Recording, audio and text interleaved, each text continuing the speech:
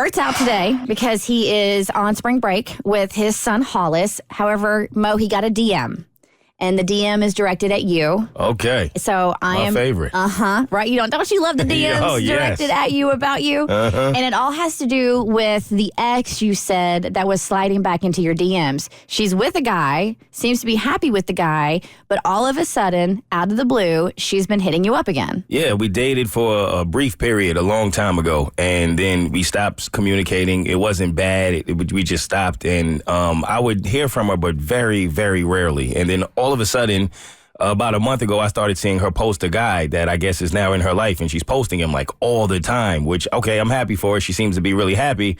But then, oddly enough, out of nowhere, she just keeps DMing me a lot more often now. And it's like, it was just confusing to me because I'm thinking to myself, you and I used to have something, and though it was brief, if you have this new man in your life, something tells me he wouldn't be exactly comfortable with you hitting me up all the time, whether it's flirty or not.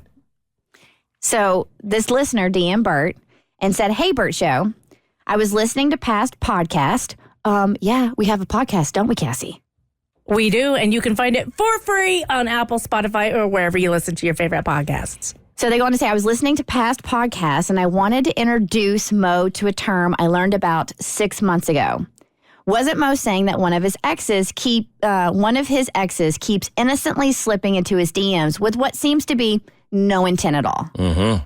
In the dating world, there is a word that we're all familiar with. It's called cushioning.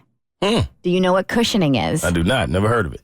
I think there are other names for it as well, but it's when you keep just enough contact with an ex that it seems innocent, but it's really a backup plan if the person they are currently dating doesn't work out. It's very calculated, and he needs to realize he's her next man up if they break up.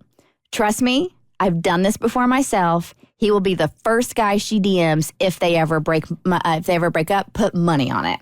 Wow. See, this is interesting because when I spoke to like the guys in my life about this situation, they all saw it as nothing. They was like, I don't think that's anything. But when I spoke to the women that I'm close to, they all said the same exact thing. No, she's definitely leaving the door open. Just a little bit, just in case it doesn't work out, or if she ends up finding out that she doesn't like him as much as she thought, then maybe she leaves the door open for myself. And I don't know if there's anyone else that are her potentials in her life, but I never knew there was an actual term for it or that people did it on purpose. But yeah, I could see how that could be the case. So I think that's fascinating. All your dudes are like, no, she's just being nice. She's just keeping in touch, whatever. But all the women, and I believe myself included, were like, no, there's something fishy going on here. She's up to something. That's exactly what they all felt. And now that I'm thinking about it, it's the only thing that really makes sense because why now? Yeah, that's my thing. Right? Why now? And why? And my thing was the fact that you weren't responding to a majority of her messages, and she still was sending you messages. She's making sure she has a space in your brain. She's making sure she has a space in your brain. That's why she keeps sending those messages. That way, every time she hits you up, it's like a little ding in the brain, and you think about your relationship and hopefully like a good time or something like that. And so she's keeping herself top of mind in your mind. Now, the question is, if she were to break up with this guy, if you didn't know anything about cushioning, if you didn't like, if you believed your dudes and there was like, no, this is just a person that wants to keep in touch, it's not a big deal.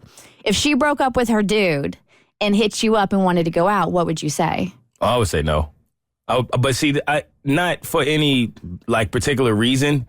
It's just that's why we stopped dating the first time. We just weren't for each other. It was nothing bad. I didn't feel the sparks. I didn't feel the fire. So I'd have no reason to really date her again. And to be honest, this wouldn't help. If I was on the fence about it and you have this new guy in your life, it almost feels as if she's trying to tell me indirectly, don't be fooled by all the posting I'm doing of this guy. You and I still could have a shot. And I don't like that because I feel like it disrespects him. Mm-hmm. So what would make me feel like she wouldn't do it to me if I was in his shoes? Okay, I appreciate that. And that's actually, I think, a more logical look at it. But I bet there are some dudes who would be like, I'm better than that guy. Like, she is posting this. And that's like, when it happens when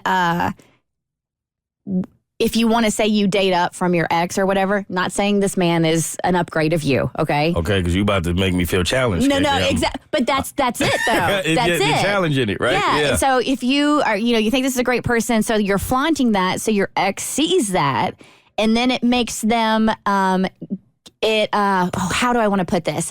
So if you're dating this fabulous person, it actually makes them more desirable because of the person they're with. It's like when a guy, like a ho-hum guy walks into a bar with a really hot girl, all the other girls turn their head and they're like, what's he got that she wants to be with him? Right. So it's kind of like something similar here, but on social media. If you still have a little bit of feelings there, I think that you're going to receive it that way. But I think it's just because I don't have any feelings anymore. But if I did and I were younger, I might see it as a challenge. I can see that. The Bert Show. Like what you just watched? Well, you can get way more of The Bert Show on Apple, Spotify, Stitcher, or wherever you get your favorite podcast.